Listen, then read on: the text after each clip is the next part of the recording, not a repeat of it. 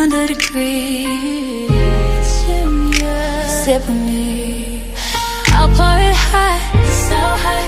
I'll pour it sweet, so sweet. Spilling this tea, spilling and sipping this tea, spilling and sipping this tea. Thanks for watching me, tuning in, subscribing, hitting that like, smash that like. I don't bite, no. It's your under the degree, feeling great, spilling tea.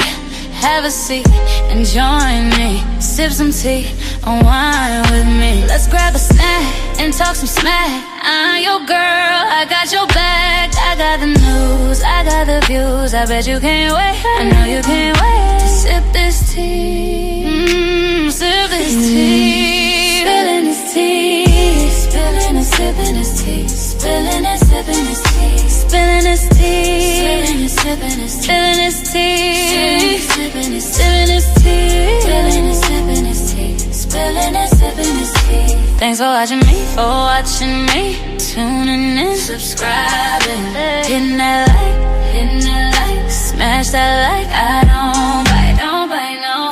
It's your under the degree, shining bright. Set the stage, Hollywood dreams, red carpet scenes, glitter and glow, the secrets I know. Drama with flair, I serve it rare. I got the scoop, I got the proof. I know you can't wait, so come and escape and sip this tea.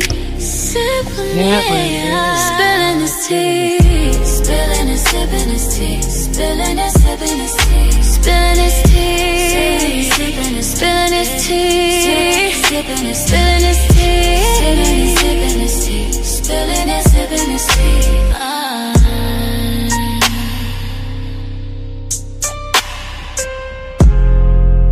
Y'all know we gotta run it back. We're gonna run it back, Diamond Gang. Let's go get in here. It's your under the degree. Sip with me.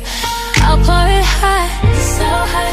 I'll pour it sweet, so sweet. Spilling this tea, spilling and sipping this tea, spilling and sipping this tea. Thanks for watching me, tuning in, subscribing, hitting that like, smash that like. I don't bite, no.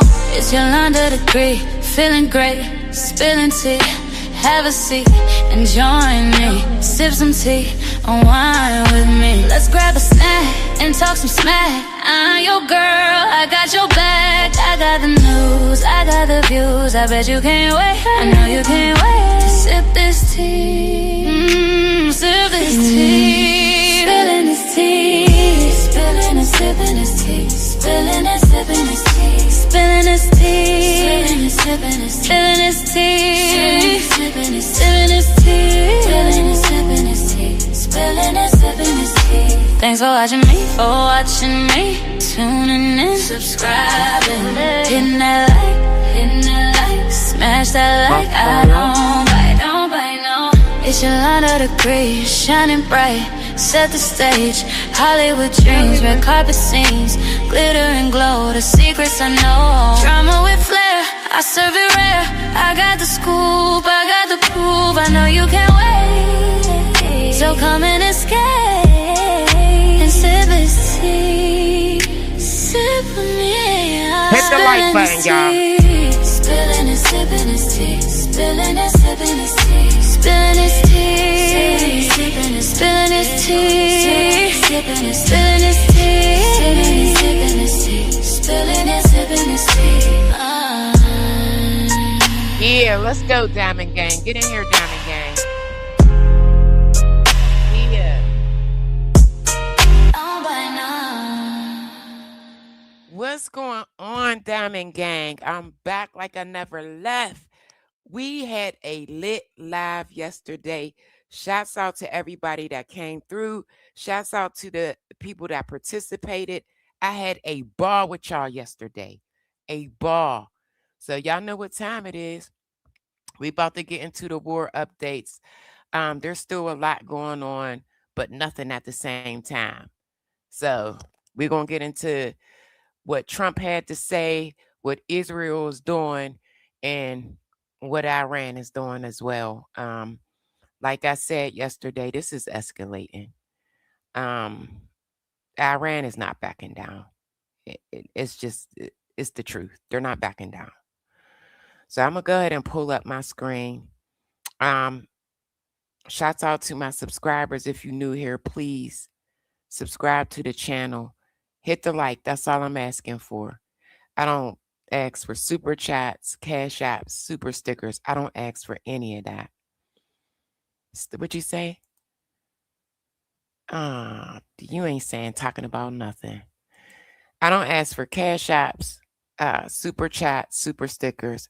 A like is free. You can comment.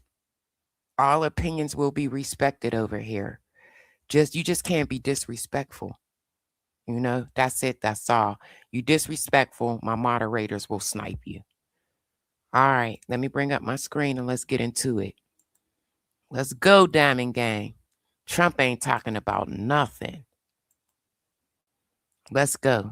I think in many ways, after the initial invasion by Israel and the United States on Iran, and after the decapitation strategy, from that point on, Iran started to shape the landscape, the military landscape, because they widened the war. And that was not predetermined. I mean, any of us that understood Iran knew that was going to happen, but that was not the expectation, at least from what we understand of the United States. So that part, we thought that we were going to bomb everything up and they were going to surrender. And it didn't happen that way. They ended up blocking the Straits of Hormuz. Chess move. They made a chess move. Iran kind of took that initiative. And so, yes, it appears right now that the Americans are controlling the diplomacy and the military piece, but that's because the Americans are talking a lot about it, right? Diplomacy is normally not carried out in tweets or in messages. They're usually carried out because right now what's happening is both sides are digging their heels in publicly, and that's hard to walk back from. And that's that part. Everything is public. Everything with Trump especially is public. Let's go. The reason generally diplomats will not do that. They will work behind the scenes to test each other's out positions. And then Diamond Gang, that's the problem right there. This right here. Instead of working behind the scenes, decide to meet and figure out how to resolve a problem. What's happening now, there's a lot of grandstanding, a lot of different 15-point plans on the part of the United States, 3 or 4-point plans on the part of Iran. That there's a little bit of kabuki theater going on there. We really don't know what's happening behind the scenes, but we do know that the facts on the ground indicate that either these deployments that you mentioned coming from Japan and California are either there as a flexing of a muscle or more worrisome that there's going to be, despite all of the talk of diplomacy, there is going to be some kind of a military escalation here. The Iranians... Period. It's going to be a military escalation. Let me tell you guys, right before I came on, I got a glimpse of some news. And from my understanding, Trump has extended it. It's no longer 5 days. It's now 10. So this is just a game, like just trying to buy time. Let's go.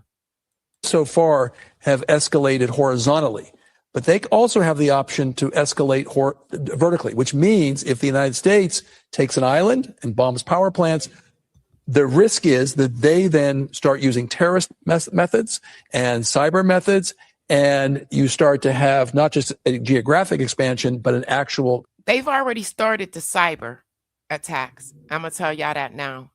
And I got some information on that. Let's go. Kinetic expansion, and that's the risk. Iran laying traps ahead of a potential American ground invasion. So here's what sources are telling CNN tonight. They say Iran is actively preparing for an invasion of Karg Island. That is that 8-square-mile island at the top of the Persian Gulf, 20 miles off the coast of Iran. It's an island, in fact, that Trump has long talked about invading. Pay attention. I told you guys this before. Trump has been talking about taking over Karg Island for years. For years. This is a fantasy of Trump's. A fantasy. Hit the like, Diamond Gang. It's free. Please and thank you. Go back to 1988. Donald Trump, in an interview, said, I'd be harsh on Iran. They've been beating us psychologically, making us look a bunch of fools. One bullet shot at one of our men or ships, and I'd do a number on Karg Island. I'd go in and take it.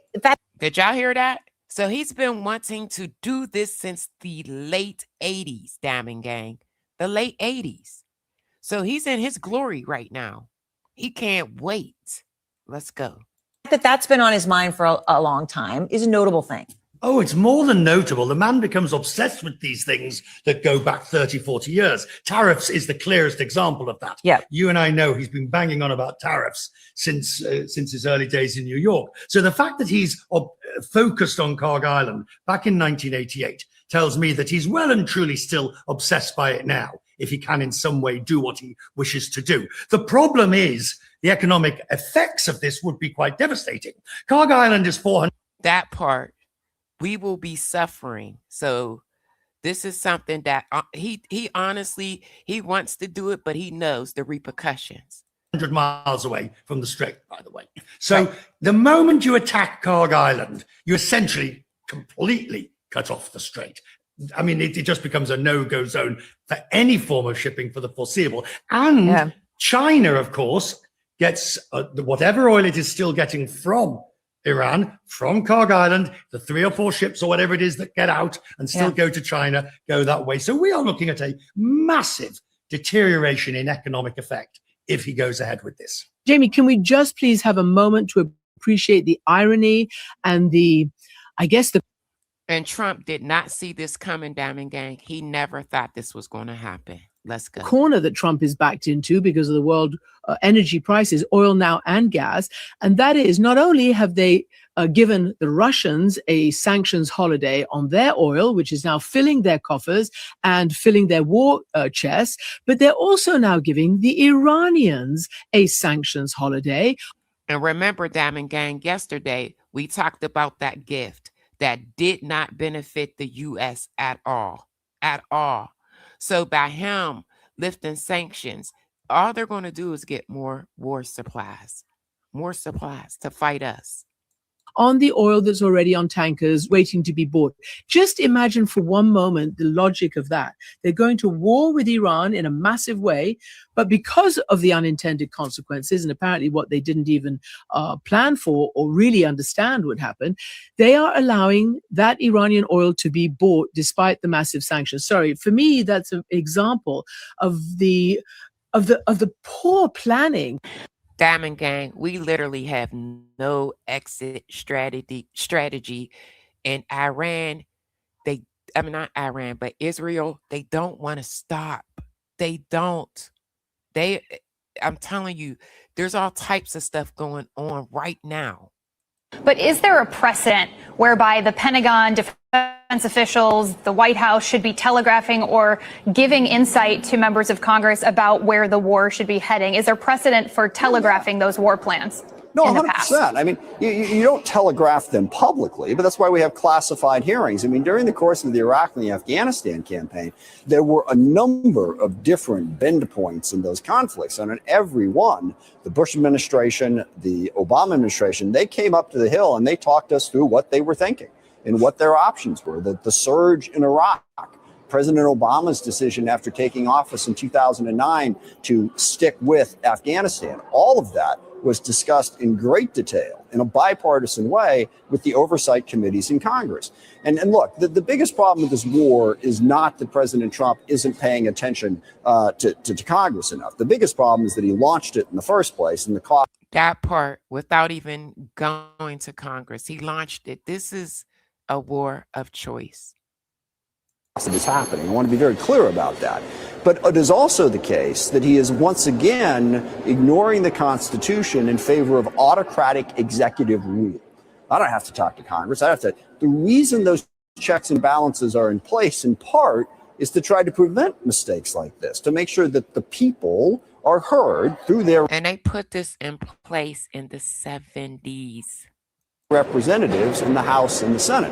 And Trump is completely ignoring that process to a level I have not seen. I've been here a while and been through a lot of conflicts and a lot of presidents.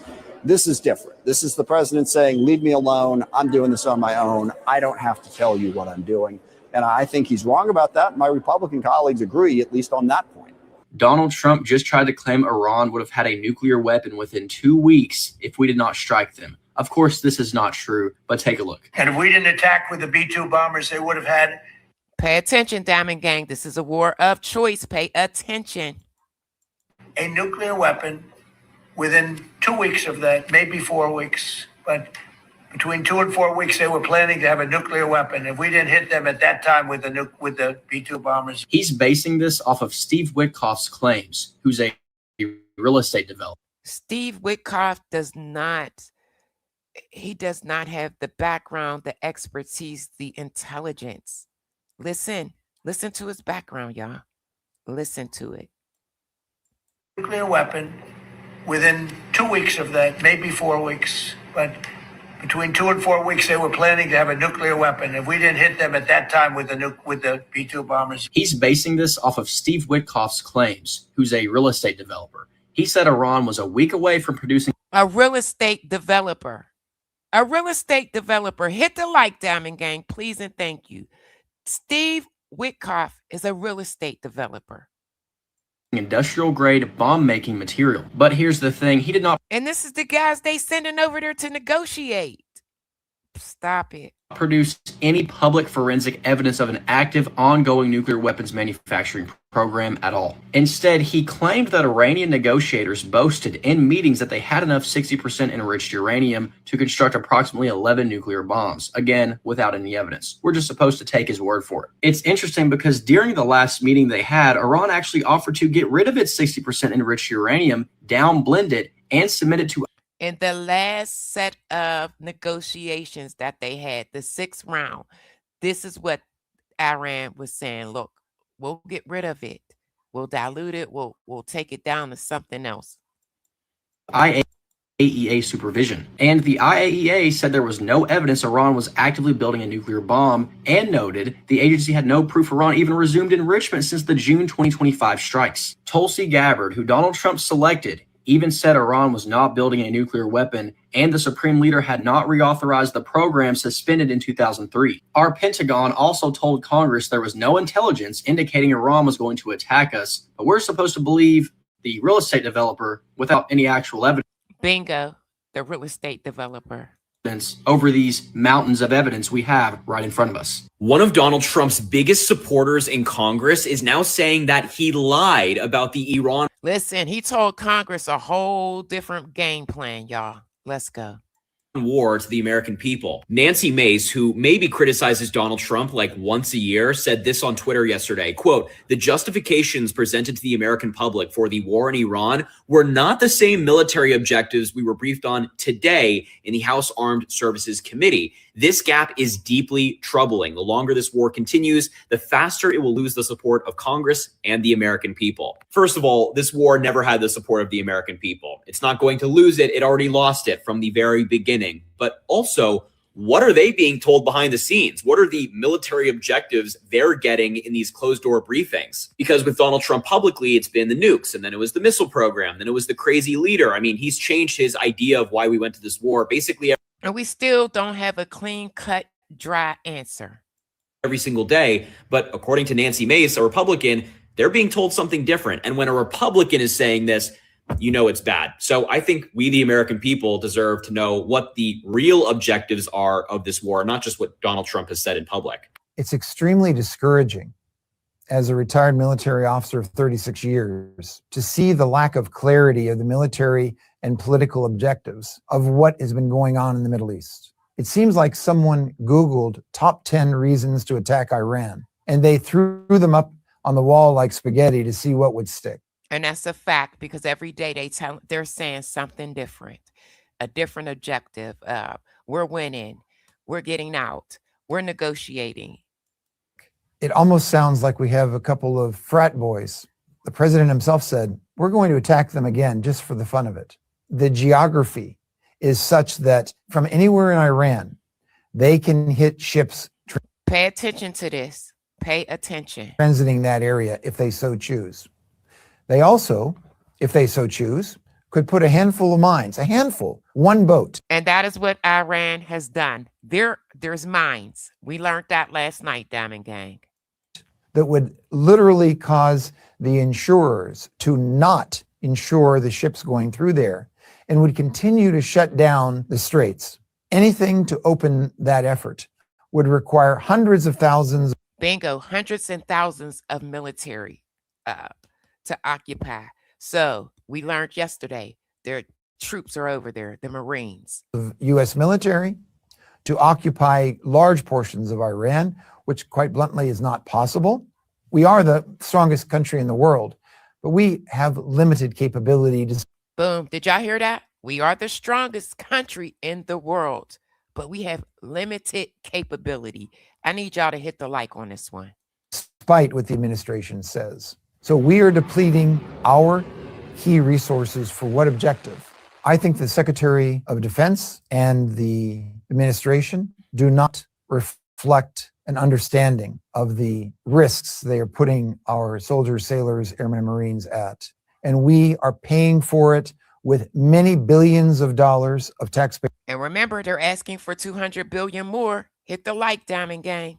Money and the lives of American service members. It's actually a tragedy of what is happening. We have some breaking news. Donald Trump is now telling his advisors privately that he wants a speedy end to the war with Iran. It seems like he's changed his mind yet again. According to the Wall Street Journal, Trump has privately informed advisors he thinks the conflict is in its his ratings is going down. So he wants it to end in the time frame that he has given all of us.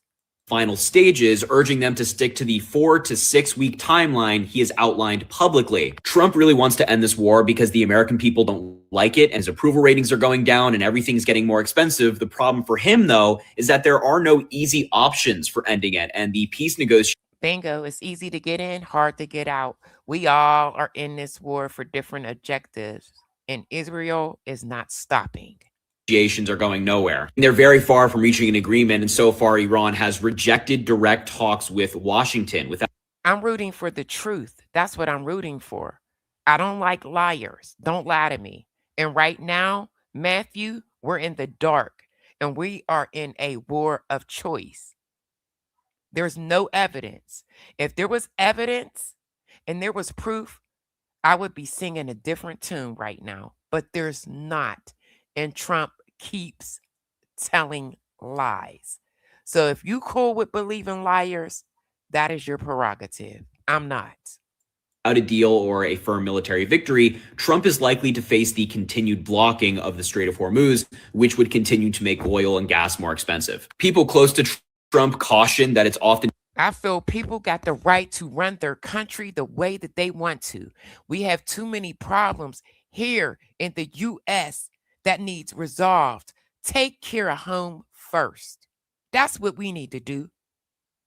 Difficult to predict what decisions he might make. He kind of changes his mind basically every single day, but now he's of the mind that he wants to end it like tomorrow. This has happened multiple times in the war already. One day, Donald Trump says he wants peace. The next, he's talking about bombing Iran into oblivion. He just can't make up his mind. And I didn't make these words up. I'm showing you guys what the president is saying and doing.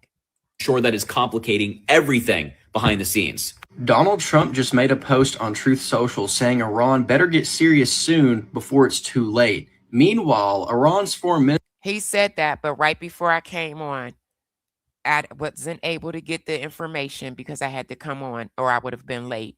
He's extending it for 10 days now. Another deadline. Minister is showing no signs of backing down at all. He says the Iranian negotiators are very different and strange. They are begging us to make a deal, which they should have been doing since they've had their military obliterated, and yet publicly state that they are only looking at our proposal. Wrong. They better get serious soon before it's too late, because once that happens, there's no turning back, and it won't be pretty. Meanwhile, Iran's foreign minister says there are no negotiations at all, and the fact that they are talking about negotiations is a serious admission of defeat. Didn't they say unconditional surrender? And right now, he's not talking directly to anybody. He's talking to Pakistan. So he's talking through Pakistan. So why are they now mobilizing their highest officials to negotiate? He went on to say, for countries we've identified as friends, we've allowed them to pass through the Strait of Hormuz. There's no reason to allow our enemy to. Why do you think no other country is willing to get involved in this mess? It's a disaster. Pass through. The enemy must learn a lesson to never attack again, and the damages to the Iranian people must be compensated. Additionally, Axios is reporting that many of the 13 military bases we have in the region are all but uninhabitable. This means Iran has practically destroyed them, making a ground invasion seem much more likely. This war is escalating rapidly, and just remember, all of this could have very easily been avoided. So get ready, because troops are over there and things are going to happen. I'm just giving y'all the truth bluntly. You know what happened this morning when the story broke? The streets of the Iranian cities today are filled with hundreds of thousands of people, demonstrators. Not saying death to Khomeini, saying do not negotiate. The Iranian people will not allow this to happen. I've spoke to an Iranian journalist and said, we will rip our government apart if they negotiate with the Americans. There's so much hatred for Americans right now. This is breaking news. Egypt, which has been passing messages back and forth between Iran and the U.S. Y'all hear that? We're not talking to anybody directly. We're passing messages. That's it. That's all. U.S. says this may be the last chance for diplomacy and the last chance to de-escalate. President Trump saying today that Iran better get serious soon before it is too late. And I tell you, we're winning so big, nobody's ever seen anything like we're doing in the Middle East with Iran. Yesterday, if you was not here, they are literally showing our president 2-minute clips of us bombing. That's it. That's all. They're not telling him everything. And they are negotiating, by the way, and they want to make a deal so badly, but they're afraid to say it. No negotiations have taken place so far. I state firmly that there has been no negotiation or dialogue with the American side. However, in recent days, the American side has begun sending various messages through different intermediaries. Messages being conveyed through our friendly countries, and us responding by stating our positions or issuing the necessary warnings is not called negotiation or dialogue. That part is not called negotiation or dialogue. It's not. It is simply an exchange of messages through our friends.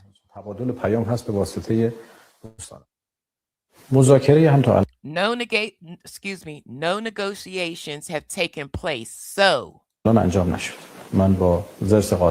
I state firmly that there has been no negotiations or dialogue with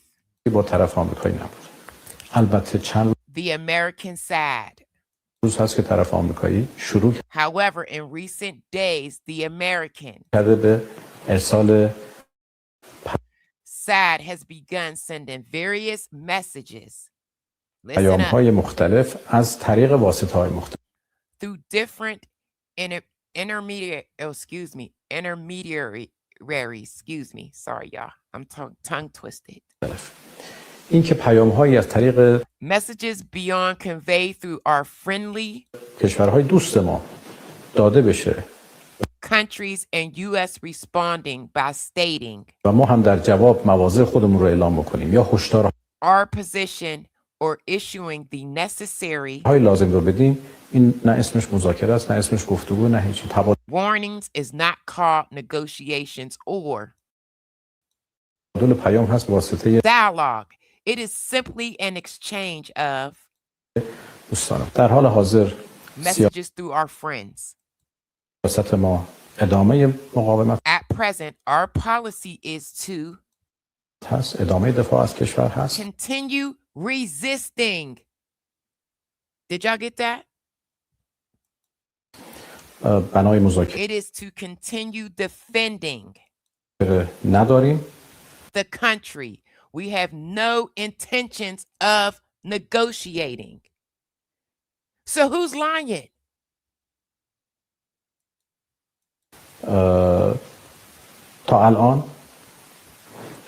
So far, no negotiations have taken place.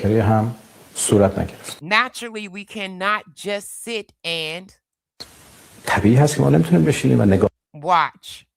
Wherever we find Americans' interest We will attack them. So what part of that is negotiating? Anyone who takes part in this attack will be, anyone that takes part in attack will, in our view, be considered a legitimate target. Are you afraid of a U.S. invasion in your country? No, we are waiting for them. You are waiting for the U.S. military to invade the ground troops? Yes, because we are confident that we can confront them, and that would be a big disaster for them. Did y'all hear that? Does that sound like a negotiation to you guys? Put a 1 in the chat if you feel that Trump is negotiating. Put a 2 in the chat if you feel like we've gotten nowhere. Please. Mr. Netanyahu convinced President Trump that regime change is around. This guy right here. This guy. Okay. Israel is escalating this. Israel basically convinced Trump of things. The corner, and this war will not only precipitate regime change, but it would actually induce it, quickly. And Trump bought into that scenario, in this imaginary scenario, and on the 28th of February, and here we are almost a month later, on the 25th day of this war, and it's not happening. So yes, this is very... Listen, Diamond Gang, they caught him falling asleep today, and I'm going to show you guys that. This is crazy. Very much at the heart of this. But Mr. Netanyahu went for regime change, proclaimed that regime change is an objective, but then turned it into something of, a lesser regime change, something we can call, for the sake of our conversation, state collapse, meaning he wants the chaos. That part, Israel wants the chaos. This is what they want. They don't want this to be over. Chaos is exactly what President Trump cannot afford and cannot absorb, because that chaos affects these markets.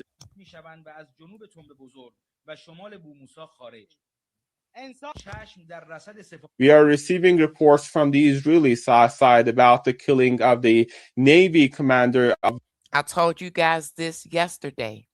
Israel unalived their Navy commander.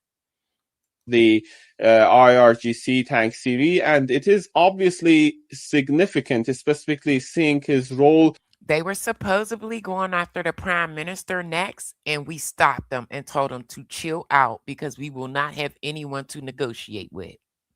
In the control and closure of the strategically significant choke point of the Strait of Hormuz. Over the past days, we heard strong messages, a strong rhetoric of warning by this military commander, specifically addressing the Israelis and Americans, and specifically talking about the closure of the Strait of Hormuz. In one of his posts on his X account, he's just warned against any vessels or oil tankers approaching without paying attention to. Guess what, Diamond Gang? Iran is now charging for the ships to get through, I want to say $2 million. And I'm going to show you guys that soon. It's coming up. They're charging, so they're making big money by letting ships come through. Strait of Hormuz and facing the consequences. And of course, it goes without saying that in this already intricate situation, he played an important role when it comes to the Strait of Hormuz and when it comes to other aspects. But it's still, we don't have any confirmation in that regard. That's what we have from Tehran. Something big just happened. Israeli Prime Minister. Let me go back because, okay, no, good. I'm going to let this play. Benjamin Netanyahu confirms the Israel Defense Forces carried out a strike eliminating IRGC Navy Commander Alireza Tangsiri. Let me go back because I'm going to read this to y'all. Tankers approaching without Tangsiri. We continue to forcefully strike אנחנו ממשיכים לתקוף בעוצמה את המטרות the targets of Iran terrorist regime. של משטר הטרור האיראני. אמש Last night, we eliminated the commander חיסלנו את מפקד חיל הים של משמרות המהפכה. of the Revolutionary Guard Corps Navy. לאיש הזה יש הרבה דם. This man had a great deal of blood on his hands. על הידיים. ובנוסף, הוא זה He was also the one who led את סגירת מצרי closure of the Strait of Hormuz. הורמוז. זוהי עוד אחד This is yet another example מהדוגמאות של שיתוף הפעולה of the cooperation between us בינינו לבין ידידינו ארצות and our friends, the United States. They saying that, but we told them, don't touch that prime minister. Don't do nothing to him. הברית במטרה משותפת towards achieving the objectives of the war. להשיג את מטרות המלחמה. Subscribe for exclusive defense updates. Link on profile. Iran lashing out once again this morning as Israel says they now. So guess what? Once Israel got rid of their Navy commander, guess what they did? I'm getting ready to show y'all. Let's go. They're lashing out.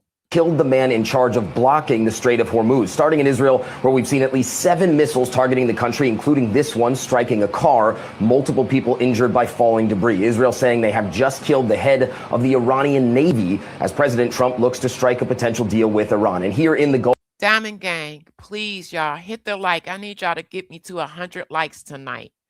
I don't want to have to beg for likes. I'm not asking y'all for a Cash App, Super Chat, Super Sticker. A like is free. 2 people were killed in the UAE after an Iranian attack. Bahrain, Saudi Arabia, and Kuwait also attacked overnight. In this video. Did y'all hear that? Did y'all hear how many people were attacked overnight because they unalived their Navy commander? They just keep coming back. I told y'all for the past couple of days, when you get rid of their leaders, they just become more dangerous and unruly. That's it. Let's go.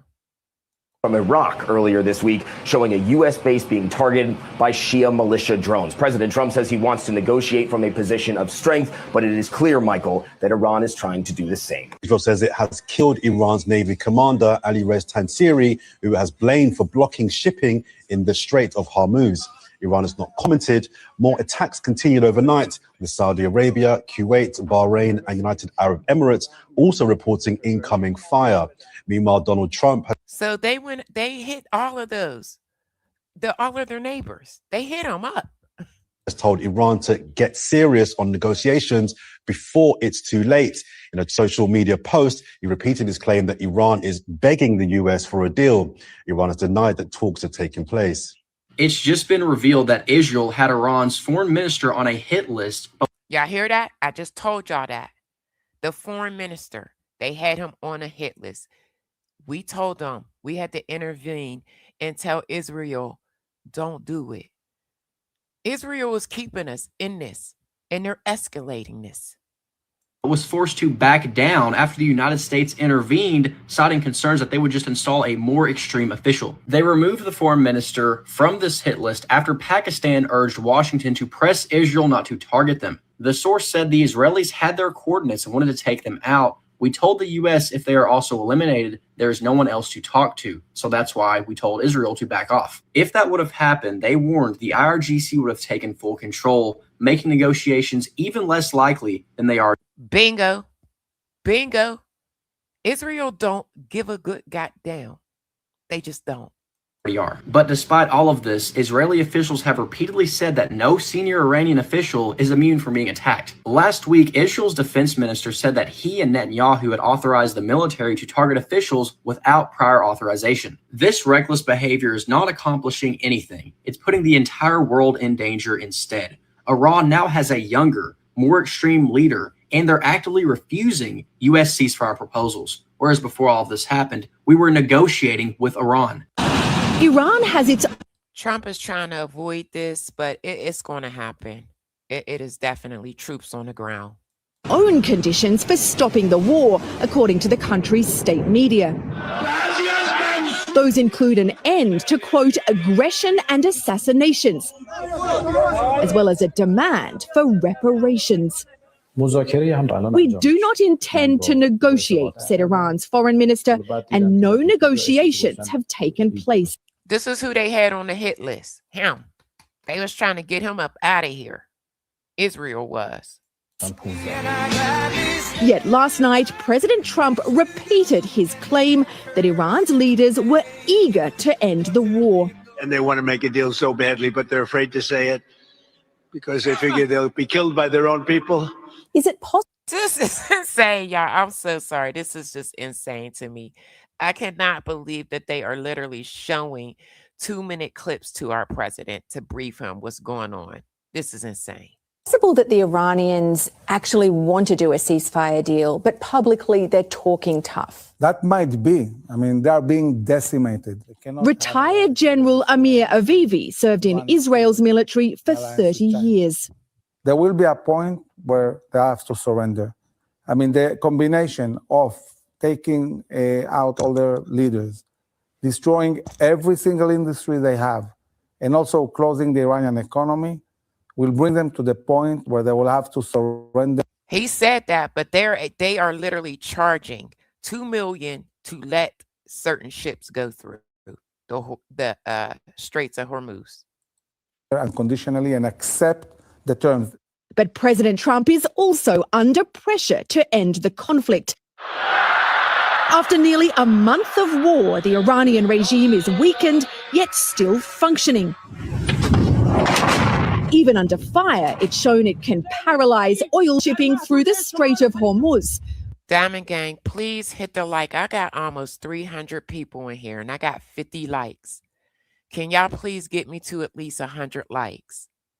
Please. It's free. With global economic consequences.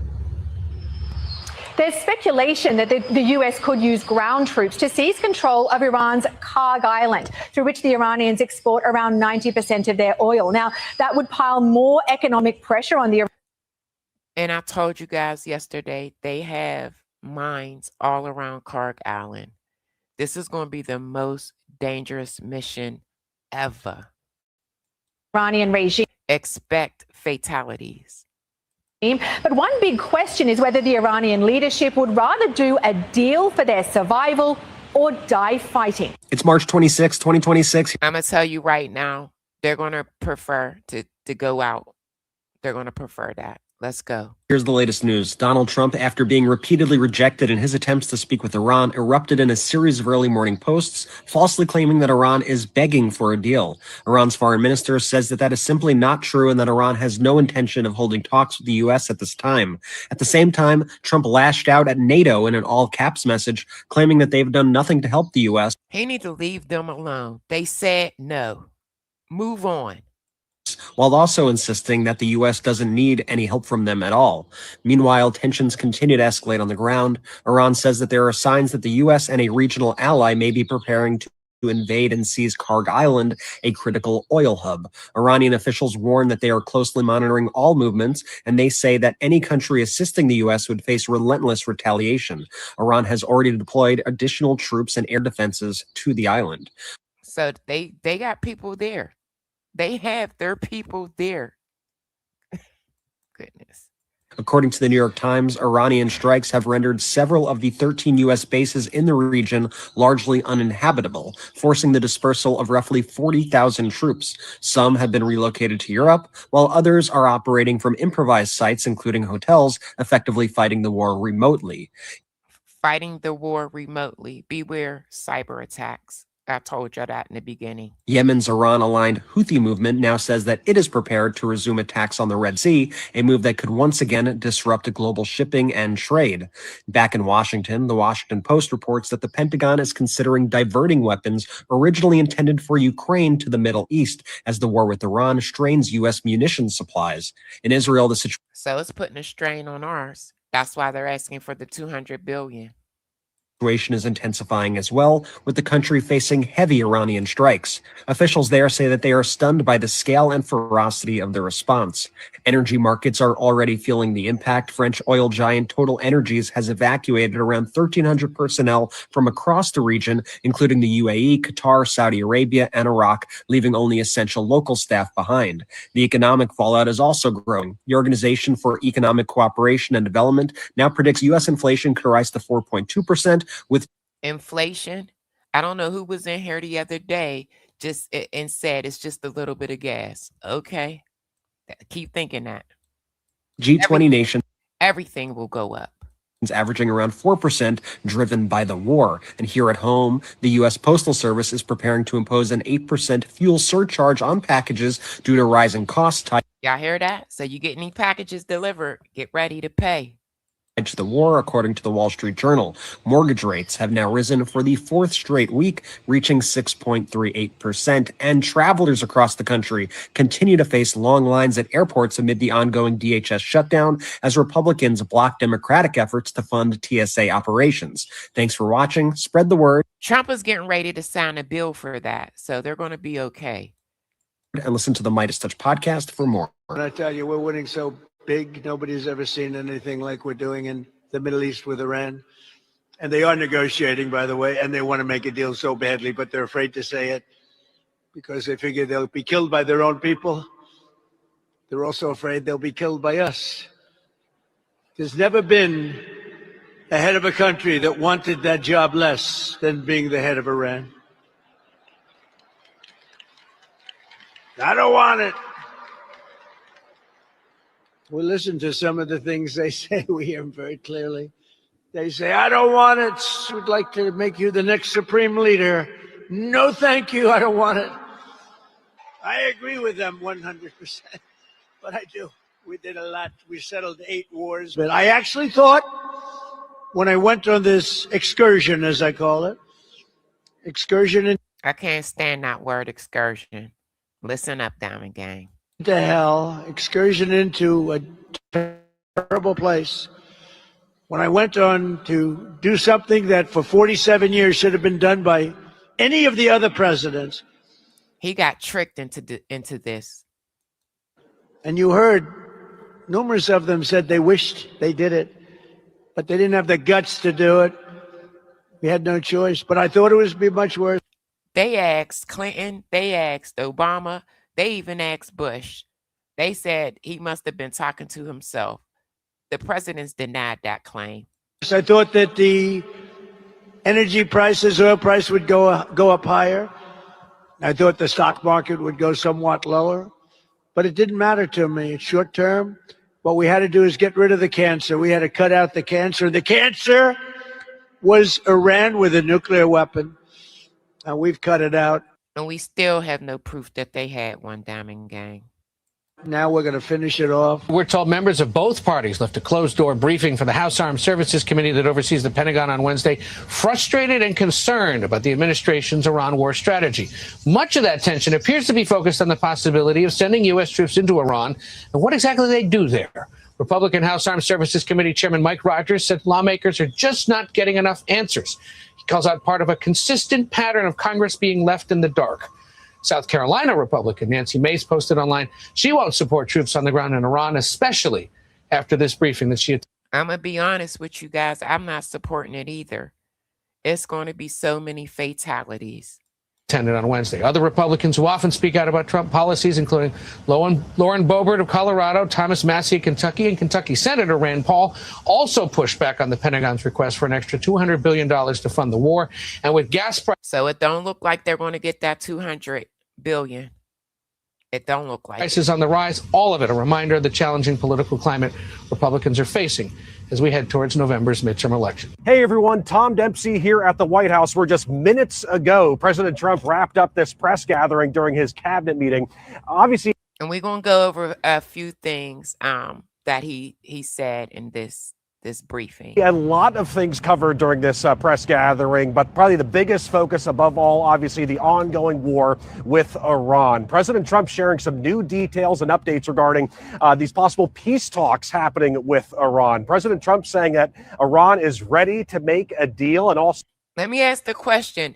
Please, y'all, answer this question. Put a 1 in the chat if you truly believe that he's telling the truth about this deal. Put a 2 if you don't believe it. I need to see this. Who believes this? I done showed you guys more than enough proof to let you guys know it's not happening. So Special Envoy Steve Witkoff saying during the meeting that a 15-point peace plan has been presented to Iran, and that he warned them to really take that offer seriously. And Pakistan serving as a mediator right now. So Iran has rejected. Okay, hold on. I see a lot of 2s, so y'all don't believe it. Peekaboo says sand excursion and meaning insertion. Hey, yo. I can't wait to get to the comment section. He's a liar. Mother Mary on her way. I can't wait. Okay, y'all. I can't wait to get to the comment section. Let's go.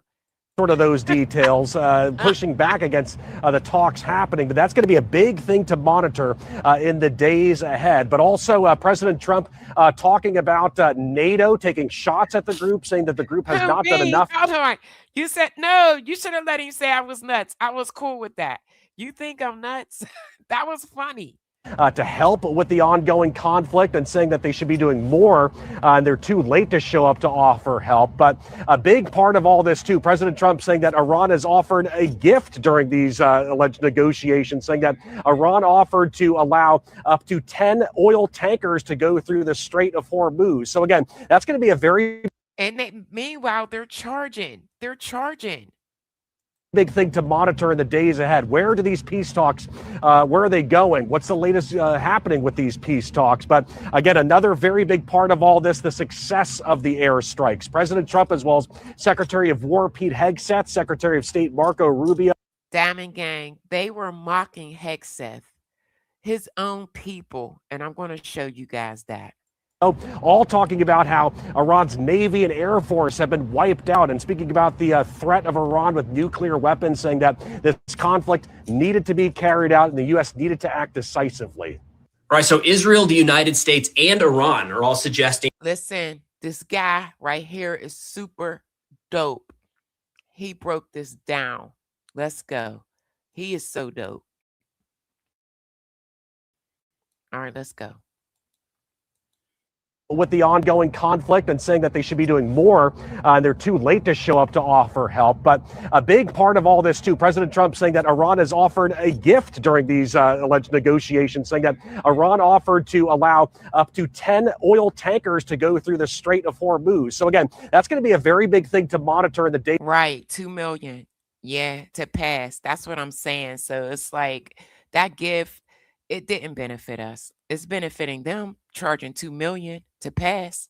Ahead. Where do these peace talks, where are they going? What's the latest happening with these peace talks? But again, another very big part of all this, the success of the airstrikes. President Trump, as well as Secretary of War Pete Hegseth, Secretary of State Marco Rubio, all talking about how Iran's Navy and Air Force have been wiped out, and speaking about the threat of Iran with nuclear weapons, saying that this conflict needed to be carried out and the U.S. needed to act decisively. All right, so Israel, the United States, and Iran are all suggesting that a ground operation is likely in the works sometime in the next couple days. So we'll see, but it's notable coming from all 3 of those countries. Now, Axios overnight reported that the United States is deciding on a final blow they could deal the Iranian regime to end the war, and they narrow this down to a couple different options. It's going to come to this, y'all. It's definitely going to come to this.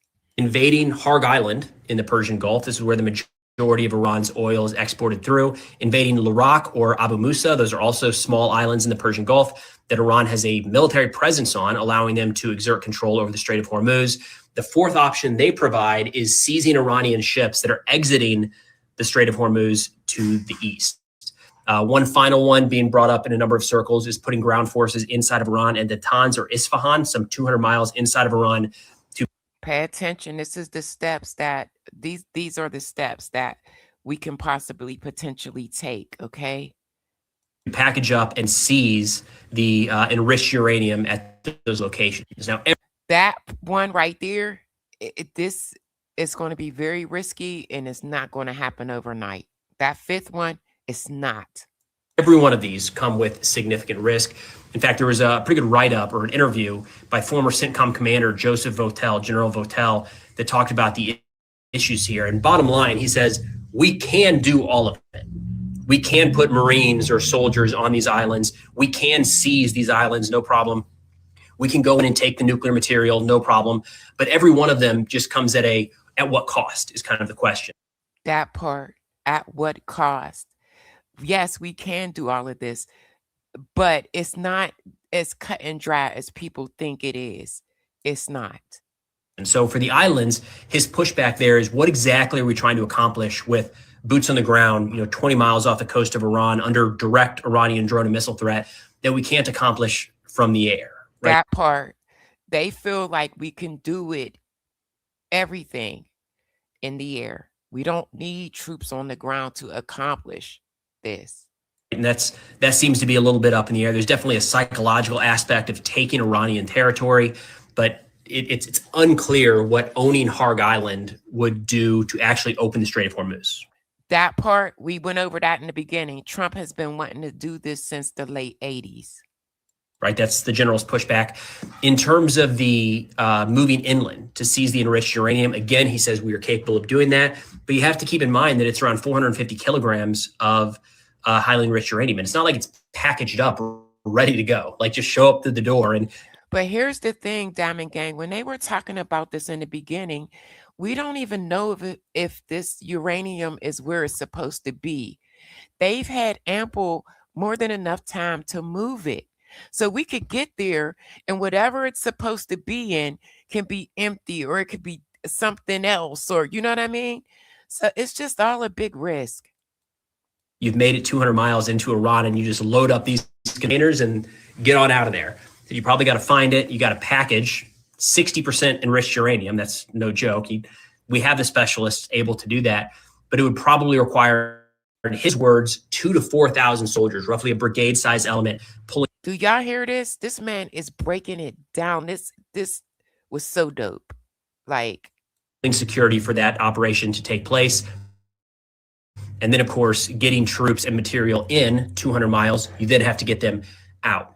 So every one of these, he says, doable. U.S. military has those capabilities, but we should recognize that each one of those are pretty significant. And I hate the conversations recently around not boots on the ground, or it's not really boots on the ground, or special operators aren't boots on the ground, or a Marine Expeditionary Force on an island isn't boots on the ground. The bottom line is any Americans taking part in these operations are in harm's way, right? Big time. Big time. Hit the like, Diamond Gang, please. We need to keep that in mind. So whether you're in favor of this or not, it kind of, I think it's a knock on what they're doing to suggest that the war is over or it's not at risk. They would very much be at risk. These would be some of the most daring operations carried out in our lifetime. Y'all hear that? In our lifetime, the most daring.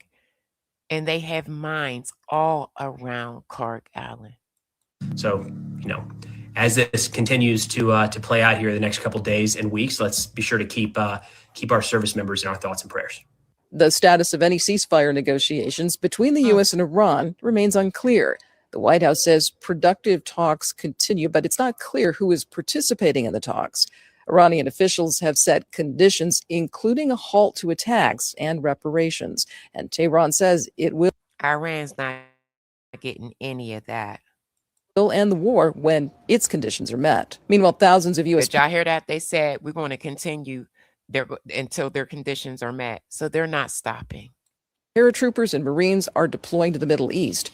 NPR's Jackie Northam reports President Trump is weighing whether to seize Harg Island, home to Iran's main oil processing facility. Harg Island in the Persian Gulf is considered an economic lifeline for Iran. More than 90% of its oil exports are funneled through the tiny. Y'all don't, some of you guys may understand the severity of this operation, but just even the thought of this operation is making me physically sick. island. The buildup of troops heading to the Middle East is fueling speculation that the U.S. might try to seize and hold Karg Island. Caitlin Talmadge, a professor at the Massachusetts Institute of Technology, says that would be militarily challenging. Inserting U.S. forces so close to Iran's shores would be risky and carry the potential for casualties. Iran has anybody with kids, wives, husbands, daughters, sisters, like, I'm praying. I am. I swear I am. Warned it will launch retaliatory strikes against energy infrastructures in the region if Karg Island is attacked, which could send world energy prices soaring. Israel's military claims it has killed the top officer in Iran's Revolutionary Guard Navy in a strike overnight.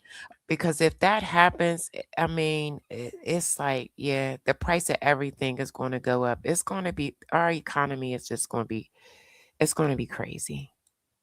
Iran has not officially commented. NPR's Daniel Estrin reports Israel is not ready to stop fighting. Two military officials told it's Israel. They don't want to stop. They don't. You just heard her. Israel does not want to stop fighting. me they're hoping for weeks more of war in Iran. I spoke to another person briefed on the operation, not authorized to speak publicly. Israel is hoping for weeks more, Diamond Gang. Weeks more. This is crazy. Who said the Israeli military is speeding up its targeting in Iran right now over the next 48 hours, trying to hit as many Iranian arms factories as it can in case a ceasefire is declared. Meanwhile, President Trump told Republicans at a fundraising... So Israel is trying to hurry up and get their little licks in before they call a ceasefire, is what it sounds like. Dinner last night in Washington, he won't say the U.S. is conducting war against Iran. Instead, he's going to use a euphemism. I won't use the word war because they say if you use the word war, that's maybe not a good thing to do. They don't like the word war because you're supposed to get approval. So I'll use the word military operation, which is really what it is. It's called a military decimation. Russian. Like, this is not a game. I hate the way he speaks. Like, this is crazy. President Vladimir Putin called it a special military operation when Russia launched its full-scale war against Ukraine 4 years ago. I'm Corva Coleman, NPR News. For more of today's news, be sure to like and follow us. Or this morning, I want to give an update. Now we're going to get into a little bit of what Trump had to say today, Diamond Gang. Y'all let me know what y'all think. On the Operation Epic Fury, which is an appropriate name because we are absolutely obliterating them. He's saying that because that's all they are showing him is 2-minute clips of the war. Oh, God. Past 3 weeks, we've been hitting Iran's military capabilities at a level that few people have ever seen before. People never knew there was such a capability. We have the strongest military anywhere in the world by far. I built it during my first administration, and I used it during my second administration. That part, you said Israel can't fight one day without Americans. Unfortunately, because I'd rather not have to use it. But it's a display of force and precision and skill like nothing in the world. Diamond Gang, I need 15 more likes to get to 100 likes, Diamond Gang. Yeah, peekaboo. Please, 15 more likes. That's all I need. The world has really witnessed, although you get a pretty good witnessing of it in Venezuela also. I mean, I read a story today that I'm desperate to make a deal. Listen to this. Listen, Diamond Gang. Listen to this. Let me get 15 more likes, Diamond Gang. Come on, let's go, let's go, let's go. If I was desperate, he'd be the first to know. Let's get the hell out of there. I'm the opposite of desperate. Mm-hmm. I don't care. You hear that? I'm not. He said, I don't care. So he said he's not desperate to get out and he don't care. But Iran is saying that, no, they're not negotiating. I want to know. In fact, we have other targets we want to hit before we leave. We're hitting them on a daily basis. So where do you think the reality is here, and what would an off-ramp look like at this point? I think it's very far from over. There's the old saying, when you... Y'all hear that? It's very far from over. I need 5 more likes. Let's go. Let's go. Let's go, Diamond Gang. Come on, 5 more. Come on, come on, come on, come on, come on. Let me get 5 more likes, please, y'all. Let's go. Set the hornet's nest, the hornets decide when it's over. The lid has blown off the situation in Iran, and it's frankly beyond Trump's control now. Missiles are flying all around the Middle East. We've got 13 U.S. bases that have been. Let's go back. I'm sorry, I was talking. Come on, 4 more likes. Let's go. Let's Never seen before. People never knew there was such a capability. We have the strongest military anywhere in the world by far. I built it during my first administration, and I used it during my second administration. Unfortunately, because I'd rather not have to use it. But it's a display of force and precision and skill like nothing the world has really witnessed, although you get a pretty good witnessing of it in Venezuela also. I mean, I read a story today that I'm desperate to make a deal. If I was desperate, he'd be the first to know me. Let's get the hell out of there. I'm the opposite of desperate. I don't care. He really don't care. I want to know. In fact, we have other targets we want to hit before we leave. We're hitting them on a daily basis. So where do you think the reality is here, and what would an off-ramp look like at this point? I think it's very far from over. There's the old saying, when you upset the hornet's nest, the hornets decide when it's over. The lid has blown off the situation in Iran, and it's frankly beyond Trump's control now. Missiles are flying all around the Middle East. We've got 13 U.S. bases that have basically had to be evacuated because of missile and drone threats. Israel is engaged in Lebanon, and it has potential to go sideways, especially if he does what he says he's going to do, which is put boots on the ground. We've got Thank you for the 100 likes. I love y'all. But did y'all hear what he just said? Did y'all hear that? If he does this, it's just going to get crazier. Let's go. The hornets decide when it's over. The lid has blown off the situation in Iran, and it's frankly beyond Trump's control now. Missiles are flying all around the Middle East. We've got 13 U.S. bases that have basically had to be evacuated because of missile and drone threats. Israel is engaged in Lebanon, and it has potential to go sideways, especially if he does what he says he's going to do, which is put boots on the ground. We've got 2,000. But guess what, though? Guess what? As it PGF, he just extended it. It's no longer a 5-day. It's extended. I just couldn't get the information because I didn't want to be late for this live. He has extended it 10 days. Let's go. Troopers from the 82nd Airborne. We've got Marines swirling in the region. So he's talking out both sides of his mouth. He says he wants to wind it down, and he says he wants an off-ramp, but he's pushing more troops into the region. And at the end of the day, it's beyond his control. And so are the poll numbers, because they continue to drop, especially with independents and Republicans. This is the one thing actually unifying Americans right now, is their opposition to the Iran war. And you know what? They say you can please some of the people some of the time, but all of the people never. And that's what he's trying to do. It's not going to happen, Trump. You know, I told you about a present, right? Steve, can I reveal the present? You can do anything you want. They said to show you the fact that we're real and solid and we're there, we're going to let you have 8 boats of oil, 8 boats, 8 big boats of oil. This was 2 days ago. And they'll sail up tomorrow. That was 3 days ago. And I didn't think much about it. And then I watched the news, and they said, a very good anchor, actually, happened to be Fox. But I watched it, and he said, something's unusual happening. There are 8 boats that are going right up the middle of. Now pay attention to this next clip, because it's going to be the $2 million clip. Let's go. The Hormuz Strait. 8 big tankers are going loaded up with oil right through. And I said, well, I guess they were right, and they were real. And I think they were Pakistani flagged. And I said, well, I guess we're dealing with the right people. And actually, they then apologized for something they He got to stop this. He got to stop the storytelling. He got to stop it. Said, and they said, we're going to send 2 more boats. Iran is now charging some commercial ships. Y'all hear that? Iran is now charging some commercial ships $2 million. Y'all know what they're going to do with that. Fund their war. Let's go. so they can sail safely through the Strait of Hormuz. One Iranian lawmaker said that some vessels have been charged $2 million to pass through to cover the country's cost of war.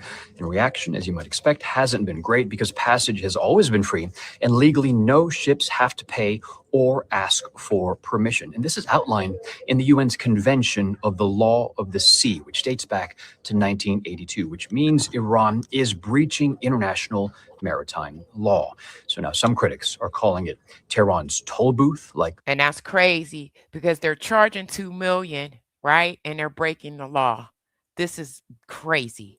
Lloyd's List, the intelligence firm, and they are on the more diplomatic side. Some are describing it like a shakedown in the strait or protection money, with the Iranian regime acting like a mob boss. And some Now remember, they asked for reparations in their own toll booth. Well, now they're bullying. Are blasting it as economic terrorism, like the head of Abu Dhabi's state-run oil company. Sultan Al-Jaber is now one of the most vocal critics of what Iran is doing. He met U.S. Vice President J.D. Vance in Washington and blasted Iran hours earlier. Weaponizing the Strait of Hormuz is not an act of aggression against one nation. It is economic terrorism. Listen, Diamond Gang, that's all they have. That is all they have. Against every nation, every consumer, every family that depends on affordable energy and food. When Iran holds Hormuz hostage, every nation pays the ransom. At the gas pump. That's a fact. That is a fact, but they are playing the only card they got left. At the grocery store, at the pharmacy, every household. Iran's parliament right now is drafting a bill to make these fees on ships official. That's according to state-run media, with the plan for it to be finalized. Y'all know what they doing with that $2 million. On or around the first week of April. The price of a barrel of global crude, that's Brent crude, surged again on all of this news. Only a few ships from only a few countries have gotten through. That includes from China. If Donald Trump has a route to victory in this war, it's by stopping Iran from using the Strait of Hormuz as the greatest extortion racket in the world. And they're extorting right now. Like Harlem gangsters, Iran's surviving rulers will only let oil tankers through if they pay. For as long as the regime has this stranglehold on the channel for 20% of the world's oil, they will think they have the upper hand. But if Trump can... That part, that's why, gang, there is going to be troops on the ground. I guarantee you that. I guarantee you that. Break the racket and reopen the strait, then oil prices would fall, easing the pressure on the global economy and depriving Iran's regime of its new source of cash. And then Trump might plausibly claim victory. So don't be distracted by talk of negotiations or peace plans. What really matters is the arrival in the Middle East of the soldiers that America would need to break Iran's... We going over there, y'all. It's over. Like this is it. This is what's going to happen next. Grip on the strait. The 31st Marine Expeditionary Unit is on its way. So are paratroopers from the 82nd Airborne Division. That America may be willing to risk troops on the ground shows just how vital the task has become. The US military is designed to win a global war against China or Russia or any other adversary. Given the clear mission of securing one stretch of water 24 miles wide, they would almost certainly succeed in the...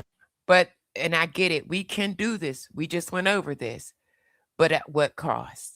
There's going to be so many fatalities, gang. End, provided that Trump is willing to take the risk. He may decide that the risk of leaving Iran to extort and intimidate the entire region would be even greater.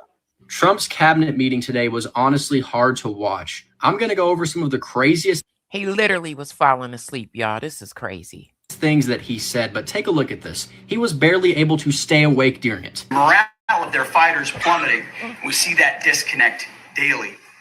They're privately admitting, as you said, Mr. President, very heavy losses. That's the guy who's in charge as we're on the brink of a third world war. Very comforting. But he started talking about all sorts of things like cognitive tests, saying I aced it. I got them all right. President Obama, he wasn't a smart man. I know all about him. He was talking about ink pens being $1,000. I don't know where his mind was today. Wasn't smart, highly overrated. He even talked about post-presidency plans, saying after he's the president, he may go to Venezuela and run for president against Delcy. It's an option. He also confirmed what the big present from Iran was. They let 8 non-U.S., non-Israeli boats pass through the Strait of Hormuz, not impacting gas prices at all. Speaking of gas prices, here's what he had to say about that. It's not over. Yeah, that gift that they gave us did not benefit us, gang. I told y'all that yesterday. So maybe it'll go up a little bit more. It's all going to come back down to where it was, probably lower. And my predictions have been right. Trump was right about everything. They have a new hat. And regarding Iran, he said, I'm the opposite of desperate. I don't care. In fact, we have other targets we want to hit. He also said he doesn't want to take the National Guard out of D.C. and that we don't even need the Strait of Hormuz. Tell that. Yes, I have that. He said we don't need it. This is crazy. The millions of Americans who are paying $4 a gallon for gas right now. Our country is definitely affected by this. After all that, many people are calling for him to be removed from office, rightfully so. This guy's got us on the brink of a third world war, and he can't even stay awake during a cabinet meeting. So we estimated it would take approximately 4 to 6 weeks to achieve our mission. 26 days in, we're really a lot ahead of schedule. The Iranian regime is now. I just showed you guys he was behind the scenes pushing them because he wants this to end when he says that it's going to end. Admitting to itself that they have been decisively defeated. They're saying to people, this is a disaster. They know it. That's why they're talking to us. They wouldn't talk otherwise. But they're talking. Again, he's not talking directly to Iran. He's talking to Pakistan. Let's go.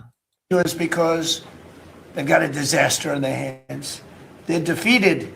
They can't make a comeback. But they said yesterday that we weren't negotiating with them, and now they admit that we were negotiating with them. So, and again, they're still not admitting to that, Diamond Gang. I couldn't find it anywhere, and I searched high and low.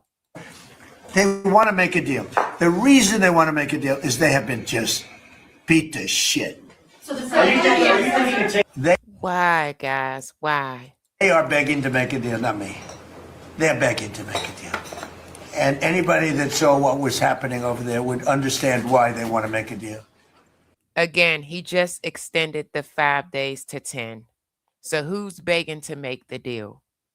There is no deal. But they say, oh, we're not talking to them. Anybody would know that. And only a total fool. And they're not fools. They're very.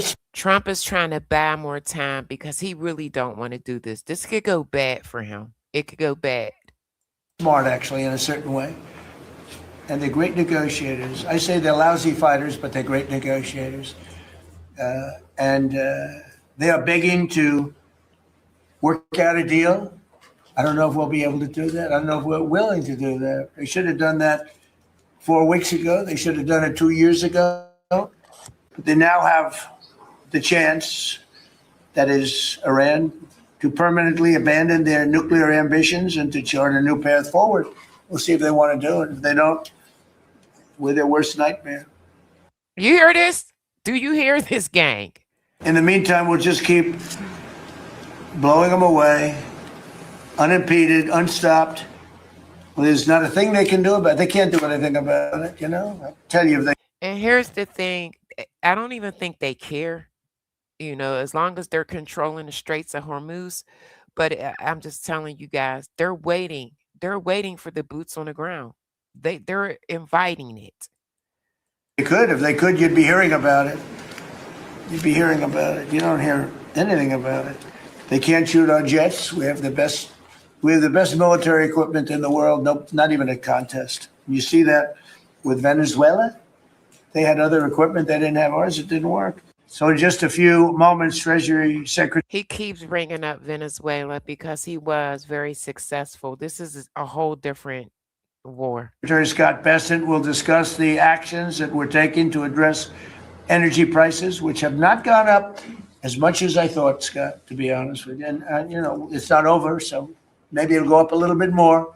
It's all going to come back down to where it was, and probably maybe it will go up a little more. Gas, spend wisely. This is your president telling you. Lower. And my predictions have been right. Trump was right about everything. They have a new hat. Trump was right about everything. It's pretty right. But Mr. President, you're looking at a coalition of ships to help, warships to help protect tankers. How close are you to getting that coalition? well, we have a coalition for them, but they should have been up here a long time ago. And you know, they're affected. The amazing thing is we don't need the Hormuz Strait. We don't need it. We don't need it at all. We have so much oil. Y'all hear that? Listen, gang, I'm in Pennsylvania and we damn sure have it. We have oil, but it's like, come on. Our country is not affected by this. We have twice the amount of oil as Saudi Arabia or Russia, and soon it'll be 3 times the amount. Chris, do you want to speak to that for a second? Yeah, that's correct. Our total oil production is greater than Saudi Arabia's plus Russia. He said, you want to speak to that? He didn't know what to say. And more than we consume in the United States. So we're the largest. Pretty good. You know what they call it? Drill, baby, drill. Mr. President, Can I do another topic? Anything else you want to say? Well, it's same thing for natural gas. We went, before your first term, we were the largest exporter of natural gas in the world. Today, we're just by far the largest. I mean, we're the largest importer. Now we're by far the largest exporter. Diamond Gang, we're almost done. Once we're done, I will take comments and I will drop the link like I did last night. If you want to come up and sound off, you can. You just cannot be disrespectful. Thank you. Please, gang, hit the like. And it's growing rapidly this year. New facilities are coming online. New production's ramping up. The world is going to be a safer and a better place when President Trump's mission here is achieved. And frankly, who believes that? Who believes that? Put a 1 in the chat. I think countries around the world, even those that are out there complaining about this a little bit, should actually be grateful that the United States has a president that's willing to confront a threat like this and not allow it to continue to persist. Because these people will kill as many Americans as they have a chance to do. And we still don't have the proof, Diamond Gang. We don't, but they saying it. And if they have a nuclear weapon, as the vice president pointed out, they could kill millions of Americans in the future. And that is a risk that was not going to continue to exist as long as we had this president. The most important job any president has is to keep the American people safe. And every president says it, but we have a president that means it and does something about it. As the president outlined very clearly to the world on the night this operation began, Iran has been at war with the United States for 47 years. For 47 years, Iran has been killing Americans and attacking Americans across this planet. And other presidents had an Y'all hear this? Do y'all hear this? Boy, let's go. opportunity to do something about it. And they all warned about how Iran was dangerous, but they refused to act. And this president's not someone that's going to refuse. No, Trump was the only one that fell for the okie doke. Israel, they are known to drag people. They are known to lie, to get other countries to participate. Let's go. To act. He's not going to leave a danger like this in place. He's going to address it, and that is what he is doing. From the very first night of this operation, the president made it very clear. People like this, and now what I'm talking about is not the people of Iran. The people that run this country are radical Shia clerics. These are religious fanatics. Look what they are doing now at their weakest point. This is the weakest Iran has ever been. And look at what they're doing. They're attacking embassies. They're attacking hotels. I'm not even going to say anything about this because with that unalivement of those kids in our school, that was crazy. Imagine what these people would do if they had a nuclear weapon. That is an unacceptable risk for the world. By the way, the president's not just doing a favor to the United States and to our people. This is for the world. He defined very clearly on the first night of this operation what the goal was. We were going to destroy Iran's navy, and that is happening. We need to take care of the problems at home first. That's what we need to do. Let them run their country. We had no proof that they were building anything. If it hasn't already happened, I'll let Pete speak to the specifics of it. We were going to destroy their missile launching capabilities. We're well on our way to achieving that goal. We were going to destroy the fact. Here's the thing I just showed y'all. Israel is hoping that we have a few more weeks. They do not, I repeat, want a ceasefire. They don't want that. So how are we just going to pull up out of this? So they couldn't make more missiles and more drones. And that is moving forward. Every single objective the president clearly laid out on the first night of this operation is being effectuated. Again, Pete will speak to the specifics of it. This has been an incredibly successful operation. Every day, it may not get covered because, we're unlike them. It's not successful. They had no clue that they didn't even think that. And here's the thing. They went in without a plan or even a thought of, what if they shut down the Straits of Hormuz? They never thought of this. They never thought of this. They did not have a plan B. And we're not bombing embassies and hotels. We're hitting military targets. But every day, the Department of War lets the drummer get wicked over every portion of Iran that has these military capabilities, and the results are going to bear fruit for the world. The world is going to be a safer and a better place when President Trump's mission here is. And again, we lift sanctions on in Iran. Achieved. This is weird. And frankly, I think countries around the world, even those that are out there complaining about this a little bit, should actually be grateful that the United States has a president that's willing to confront a threat like this and not allow it to continue to persist. Because these people will kill as many Americans as they have a chance to do. And if they have a nuclear weapon, as the vice president pointed out, they could kill millions of Americans in the future. And that is a risk that was not going to continue to. He didn't have proof. What is your name? There is no proof. Actually, there's proof of the opposite, that they didn't. And I showed you guys this at least 4 times. They were in the 6th round of negotiations. Iran was willing to give it up, to dilute it, to sell it as something else, and we attacked. That's what happened. To exist as long as we had this president. This is a war of choice. This is a war of choice. Some news right now. Behind the scenes, Pete Hegseth is getting mocked by Pentagon staffers, according to you reporting from Zeteo News. They do great work. Pete Hegseth is being mocked by his own people. Go check them out. They're allegedly calling Hegseth, quote, dumb McNamara. Now, that name may not mean much on its face, but the reason why they're calling him that, and these are staffers at the Pentagon, is, well, because they're comparing Hegseth to former Secretary of Defense McNamara, the Secretary of Defense who was the principal really in charge during the Vietnam War. And well, they're now labeling what Hegseth is doing in the war in Iran. This is not us. It's his own people. Let's go. To that, what was happening in Vietnam. And they're making fun of him behind the scenes. It also came as Donald Trump today, literally in the cabinet meeting that I was watching. He sits there. Hegseth is, I believe, to the left of him. And he essentially starts telling a story about how someone close to Trump came up to him and said that Hegseth was not qualified for his role. And Hegseth just had to sit there and take it. Spread the word. And he's not. He was kicked out of the military. Let's go. Updates on my Substack, linked in bio. Subscribe for free. Follow along for all the news you need to know about. You're either informing the American people of the truth or... And here he is threatening the media, the goddamn media. You're not. Because I hear it from my people every day. Behind every headline you write, there's a helicopter crew in the air. And behind every news banner you write, there's a battalion on the move. And behind every fake news story, there's an F-35 pilot executing a dangerous mission. My message to the media is... Exactly. You said, so you're fighting a war for Israel. Yeah, basically, that's what we're doing. Get it right. We had the UK say that we'll send, this is 3 weeks ago, we'll send our aircraft carriers, which aren't the best aircraft carriers, by the way. They're toys compared to what we have.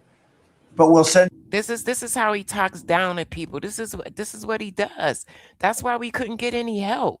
Our aircraft carrier when the war is over. I said, oh, that's wonderful. Thank you very much. Don't bother. We don't need it. And we don't need it. And we don't need them. We estimated it would take That's what I'm saying. But you asked for help. We don't need it and we don't need them. But you asked for their help. Approximately 4 to 6 weeks to achieve our mission. And we're way ahead of schedule. If you look at what we've done in terms of the destruction of that country, I mean, we're way ahead. That doesn't mean that you're winning because you bombed up everything. They had a plan. They're playing chess, not checkers. That's why they blocked the Straits of Hormuz. They knew it was going to hurt everybody. I can report to you today that we have, along with your foreign policy team, presented a 15-point action list that forms the framework for a peace deal. This has been circulated through the Pakistani government, acting as the mediator. And this has resulted in strong and positive messaging in talks, as you just indicated to the press. And Diamond Gang, I tried to search high and low for any type of clue of what the 15 points were. I can't find it. These are sensitive diplomatic discussions, and you have directed us to maintain confidentiality on the specific terms and not negotiate through the news media as others do. I can say this, we will see where... Yes, he's so transparent, they're all in over their heads. Jeremy, I agree with you wholeheartedly. This is once he goes through this 15-point little speech, I will be taking comments. I cannot wait to get to you guys' comments. Things lead, and if we can convince Iran that this is the inflection point with no good alternatives for them, other than more death and destruction. We have strong signs that this is a possibility, and if the deal happens, it will be great for the country of Iran, for the entire region, and the world at large. Iran is looking for an off-ramp following your powerful threat on Saturday. Your indications that you are willing to listen to peace proposals have been... And Diamond Gang, I'm praying that they strike some type of deal or negotiations. I really do. I don't want to see troops on the ground. I really don't. I'm praying that they do, but it's highly unlikely. And this is really going to happen. Well received. You have instructed us that your preference is always peace, and that we should make that our priority. We have delivered that message, sir, along with the 15 points for peace. Finally, we have told Iran one last thing. Don't miscalculate again. The Iran war is making the world realize just how important all that oil, 20 million barrels a day, not sailing out of the Strait of Hormuz actually is. It's even forced some... Listen to this. People's lining up. Asia, they lining up. They're getting oil from Russia.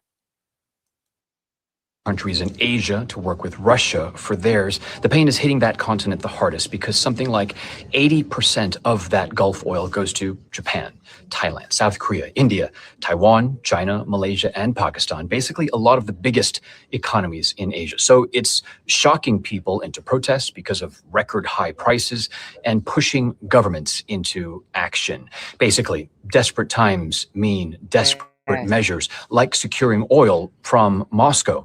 And today, March 26th, the Philippines. And I told you guys this, the only country that's making out like a fat rat is Russia. So confirmed that it imported its first Russian crude since Moscow invaded Ukraine, breaking basically a 5-year moratorium. That was 700,000 barrels of oil. But that's actually not a lot because the country goes through something like 500,000 barrels every single day. So 500,000 barrels a day the country goes through. We might expect more Russian crude to come in. What the country has in reserves is expected to last for about 45 days. Public workers have been moved to a 4-day work week. Thailand has also been talking with Russia about buying its crude, and the pressure to find... Y'all see that? We lifted sanctions on Russia. They're selling oil like crazy, making big money, and everybody else is suffering. Fuel rose today because the price of diesel in the country hit a record high. That is because the government lifted a cap on prices. The reason for that is the fund that was subsidizing that cap is now broke. Thailand keeps about 3 months of oil reserves on hand. Also today, Japan started to release 80 million barrels of oil from its strategic national reserves, which is considered the 3rd biggest in the world. The release is about a 45-day supply. Hey, other countries, they got to find ways around it. and for about 120 million people.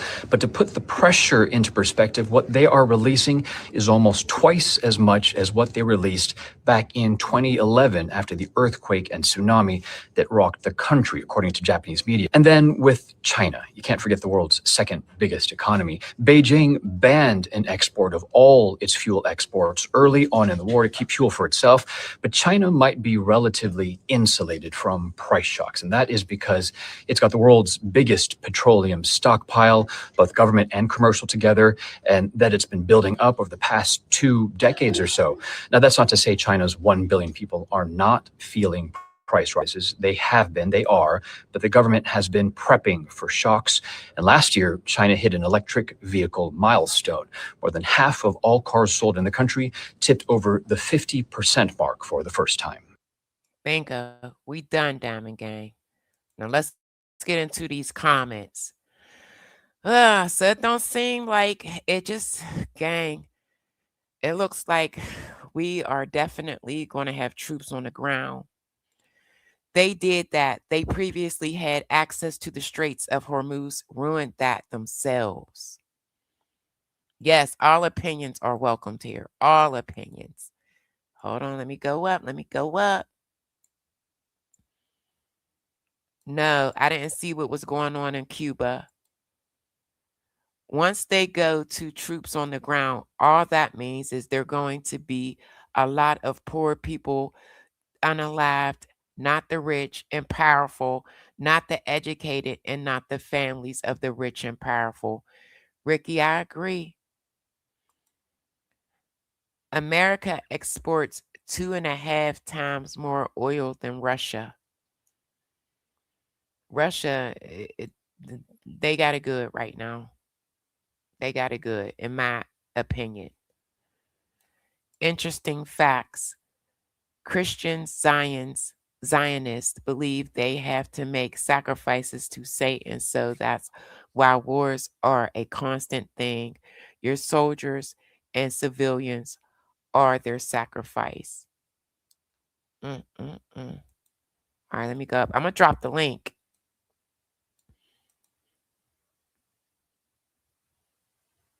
You're as smart. Yeah, okay. You're done. Y'all see that? You're out of here. I said be respectful. You could have said that a whole nother way. I don't want troops to risk their lives. For who? Yeah. The strait is not fully closed. It's just the strait is not fully closed. It's just closed to the United States, Israel, and anybody who supports them. You're right. You're right. But they're charging $2 million. The Most High is the only true king. 70 million people think he's right. Who? Trump? Trump? But some of the soldiers just like to fight and do stuff no matter if it's morally right or not. So they're going to do what they're going to do. I believe a lot of those soldiers, they don't even want to go over there. Okay. Child, it seems like a lot of folks want to see another possible Black Tuesday with the way things are being ran right now. Yeah, it's getting crazy. I'm ready to drop the link if anybody want to come up. Just please don't be disrespectful. We had a nice conversation yesterday. Hold on. All right, I'm going to drop the link. Bingo. It's in the chat. If anybody would like to come up, hit the link, sound off. Tell me how you feel about what's going on. Even if it's opposing, I will be respectful. Russia exports 4 million barrels a day. American does 10 mil. That still don't mean a thing. They still got their sanctions lifted off of them. Thank you for showing your layout, the truth. Oh, you're welcome. Thank you. Yeah, remember to be respectful, no cussing. That's, yep. You can come up. Anybody can come up. He said, MAGA baby, have a good night, everyone. God bless. God bless. Hey, I respect it. You know, I'm not mad at you at all. You like what you like and you like who you like. The last time I heard your statement was from a female soldier on her way to Afghanistan. She passed the first week. What? She was there. Listen, I'm praying for anybody that has children in the military, husband, wives. Like this is sad. It's starting to get depressing. I may even take a break. I might not do this tomorrow. You said can't be mad. We fight for America. Listen, I get it. I know that we must do this for certain freedoms, but just this one, I just think it's a war of choice. I really do. Feelings and emotions cloud your judgment. Calm down. Listen, I'm ex-military and I got out for these type of reasons. And I'm just being real. This war thing, I'm just not with it. I'm just not with it. I think, we should allow them to run their country the way that they want to run it. If there was solid proof that they were building nukes, yeah, okay, cool. But there was no solid proof. And I believe that this is a war of choice. Real talk. And I'm not going to change my mind on that. You got to misspell cuss words. I can't put your comment up there. Put it back in there, but just misspell what you just said. And I'll put it up there, please. Wait, that's your feeling about it, but military is, military is military. I get it. I get it. Egypt gets paid for the Suez Canal, Panama, us too, but Iran left it open as it suffers sanctions. That's no more. Come up. Come up. Our lab, come up. You want to come up? Yeah. I think they believed Iran was weak. Wrong. I believe that too. I believe that. They will go out this world about their country and what they believe in. Real talk. Yeah, hit the link, y'all. Hit the link. Come up. Don't be shy or scared. Go up. Come up. Yeah. Say what you got to say.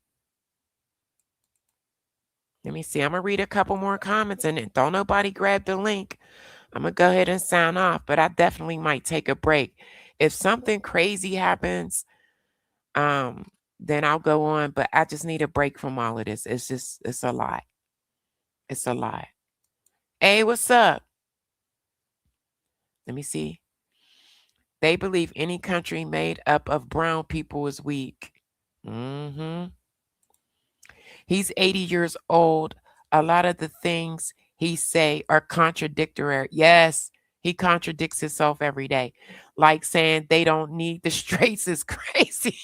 JT, when he said that, I almost passed out, y'all. But right before I came on, y'all, I just told you guys that he's extending it. So it's not 5 days. I think it's going to be 10 days. So what? Oh, wait. Dang, I wanted to read that comment. So what if they have nukes? They never used it like North Korea. It's in guaranteed to not get invaded. Yeah. It's always something, Yolanda. I understood you wanted to break. You wanting to break. We get good information here. Thank you. Yeah, it's starting to become draining because I don't see an out, and it's quite heartbreaking watching it. It is. It's a lot to consume. I'm a positive person, so when I get fed negative energy, it just makes me depressed. At this point, United States of Israel. I pledged allegiance to the flag of the United States of Israel. I swear. You can't find the link. Hold on, I'll drop it again. If you can't see it. Hold on. I'm gonna put it back in there. Come up. You better be nice though. Okay. All right, I'm gonna drop it again. Let's see. There it go. Oh yeah, you did, but I wonder if they can see it. Can they see it? Did it highlight? There go the link. If you want to come up, come up. Kick it with your girl. Hit the like, Diamond Gang, for me. Come on. Well, if troops in Iran, yes, it might be in full moon and darkness when, might be in Thursday when it's full. What? I don't even know what that means, incognito. Our Heavenly Father is the way out. God bless you. You ain't never lied. I swear you ain't never lied. Because I've been praying and praying and praying. This gotta stop. This gotta stop, y'all. And just think, Cuba's next. Hi, Denise. Hi. Yeah, this gotta stop. And Cuba's next. He's like, yeah, we want to keep, like, this is crazy. This man is out of control, y'all. Right. That's the only way out. Yeah. No doubt. I think I'm going to go another 15 minutes so I could get to the 2-hour mark. Y'all, last night was so lit. I didn't get off. I think it was like almost 11 o'clock. I really had a good time. I really did. Even with the opposing opinions. I mean, that conversation was so dope yesterday. Let me see. Iran isn't just another Middle East. This is Persia. They aren't these crazy Muslims, etc., as we are being told. Most of the world don't care about American freedoms. They want their way of life. I agree. As far as them wanting their way of life. I don't know about crazy Muslims. I try not to offend. If I have no knowledge, I don't offend anybody. I just don't do that. I'm a kind heart, a kind soul. So I try not to offend anybody. I'm passionate, though. I'll say that. But I don't mean to be offensive. That's not good. You said when you have absolutely no marketable talent, attempt to make content. What? What are you talking about? Huh? I know you ain't talking crap on me. Yes, hit the like. Greetings. Let him rock out, though. Jim, rock out. Good. You could rock out as long as you're not putting any curse words in the chat. I don't care what you say. About me, I don't. If I cared about what half the people thought about me, I wouldn't even be on here. I don't give a good goddamn. I don't. Majority of the folks love me. That's a fact. Every human wants to have good life, but we shouldn't be greedy. I agree. And what they pulled the other day, that was being greedy. You know what I'm saying? Insider trading. It had to be someone in that room when Trump made that announcement that got on the phone and started trading. They made millions yesterday. They made millions. You said Iran literacy rate is in the 90. What? No, they're not. 90% women have top leadership position in Iran. Yeah, you're right. I'm sorry. They lead in science, etc. Check it. Listen, I believe you. Trump even said that. He said, we're not messing with stupid people. He said they are very intelligent. Dom, yes, I believe you. I definitely believe you on that one. They are very bright. Very, very bright. All right, I'm going to drop the link one more time. We got 10 minutes to go. Come on. Who want to co-host with me? Come on up. Come on up. I want to say shouts out to my moderators, man. I love y'all. I do. X, love you. EJ, love you. Y'all pulled through for your girl. Wait, plus outside of Israel, Iran has the largest Jewish population and are protected a lot of the synagogues and protected seats in parliament. Now that I did not know.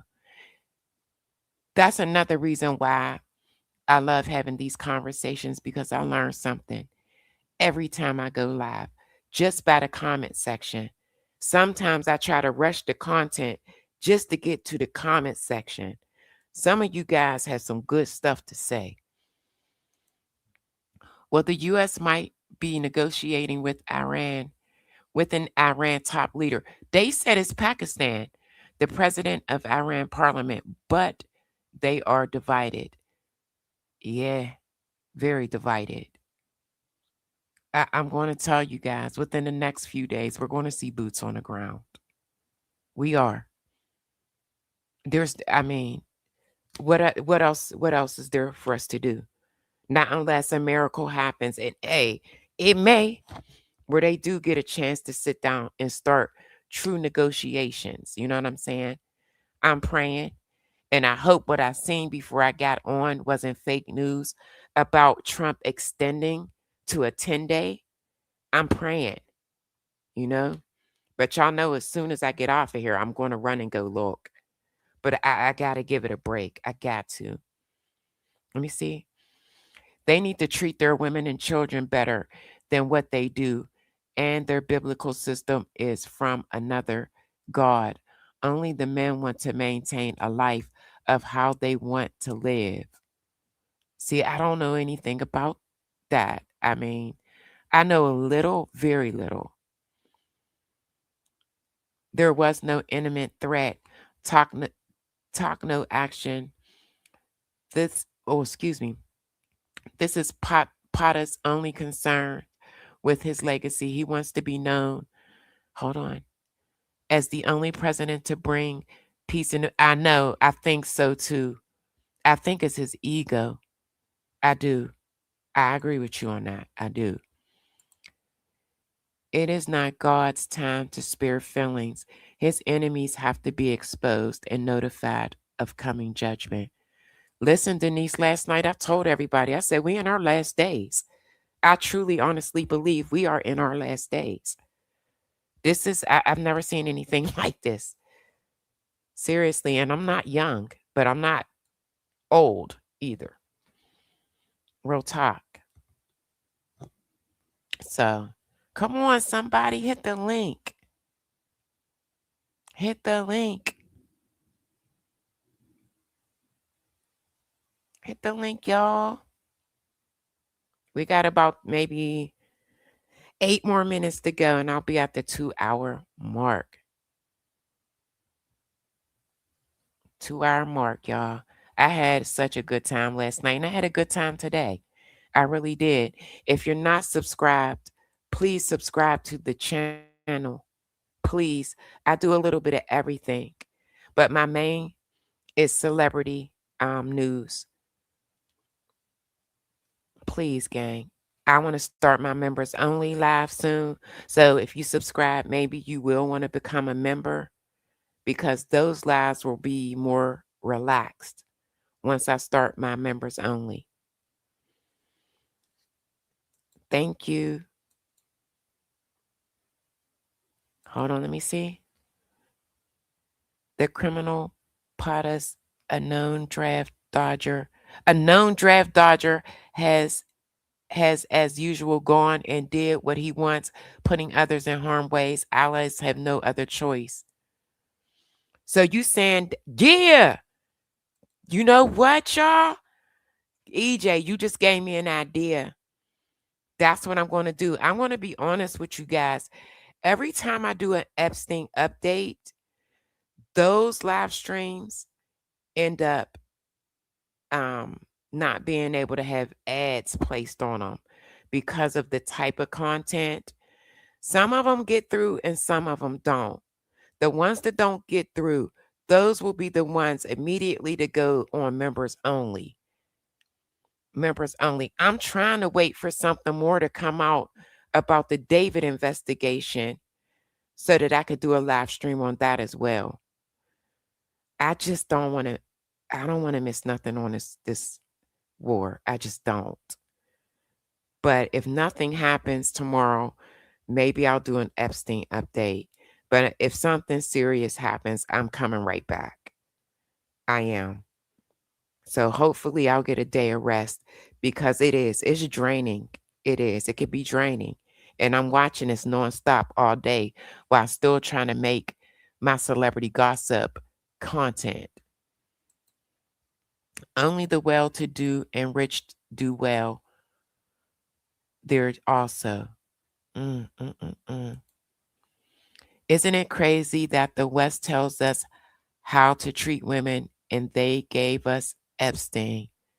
I don't care. I still believe Epstein is linked to this war. Okay. Let me read that comment. Hold on. For there is nothing hidden that will not be exposed. I believe that. Nothing is carefully concealed that will not come out in the open. I wholeheartedly believe that. I'm a firm believer in that. I say this almost every live stream. What you do in the dark will come to the light. I say that. You said Muslims believe in a prophet. Jesus, Jews do not. Okay. I would like you to know that USA is it controlled by Zionists? That's what most Americans don't know. Y'all be getting deep. Me too, Yolanda. I believe it's blackmail, in my opinion. I do. I believe that Israel blackmailed Trump. I do. I really do. I swear. Mickey, that's my bestie, y'all. I've been running with Meek since I got on YouTube. And I'll be running with her until it's over. Y'all hear me? This is my partner in crime. Right here. You said everything. Troops will die if they. I know, Dom, and that's. I'm heartbroken. Someone's compromised. What you mean by that, Denise? Who you think is compromised? Who you think? Put it in the chat. Yeah. Why ain't y'all hit the link? Y'all leave these comments and then I want to know more. If you was up here, I would be able to ask and you would be able to explain what I don't know. That's what I want to know. Who is compromised, EJ? Put it in the chat. We got about 5 more minutes. Dang. Wait. Iran already had Western style lifestyle, but many people didn't like it. They experienced it and still chose to reject it. What? Replacing it with a system based on Islamic values. I believe that. I believe that. I believe that it's a choice for them. And I believe that it's their right. I just feel like we shouldn't be doing anything when it comes to them running their country. So, right, unfortunately, and this is what I fear the most. This is what I fear the most. Real talk. All right, Diamond Gang, we are at the 2-minute mark. It is storming here in Pennsylvania. I want to say thank you, everybody that participated in the chat, everybody that stuck it out with me throughout this whole live stream. Shouts out to my subscribers and my future subscribers. Please, please, please think about becoming a member. And shouts out to every last one of my beautiful mods. I love y'all. Everybody in the Republican Party is compromised. They'll say the same about Democrats. What? They're talking about it on the news right now here in Texas. This is your calling. What did they say? What did they say? What did they say? Before I go off, what did they say? I love you, X, man. Since the first day. I swear, I knew it. I felt it. I felt it. That's why I was like, you want to be my mod? What did they say? Marie? She done took off. Dang, y'all. I got to find out what the hell's going on. All right, y'all. Let me get my butt up out of here. Listen. Shaking my head. I'm listening to you. Oh, okay. I'm thinking I'm missing something. You said the proof is in the appointments. Dang. Think about hitting the link, some of y'all that's coming in this chat. The next time I go on, which will probably be tomorrow night, please consider hitting the link. All right, y'all. I got to get up out of here. Everybody, take care. Be safe. Yeah, thank you, everybody, for coming and participating. Take care, be safe, and have a good night, Diamond Gang. I'm out. Hit the like on the way out and subscribe to the channel.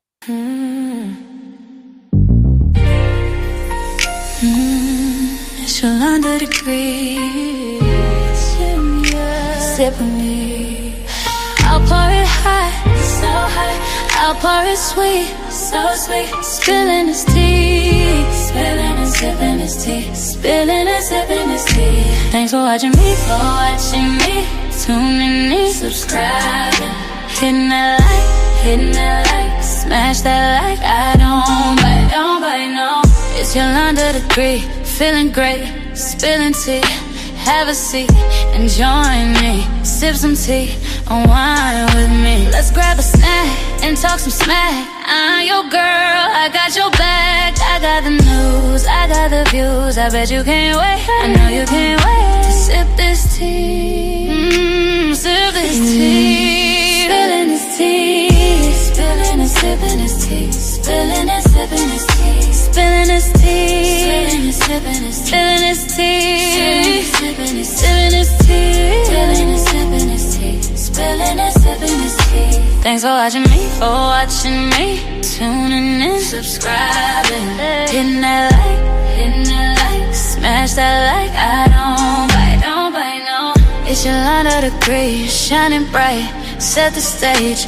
Hollywood dreams, red carpet scenes, glitter and glow, the secrets I know. Drama with flair, I serve it rare.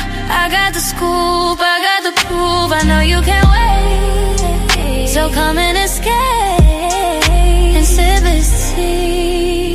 Sip with me, spilling this tea. Spilling and sipping this tea. Spilling and sipping this tea. Spilling this tea. Spilling this tea. Spilling this tea.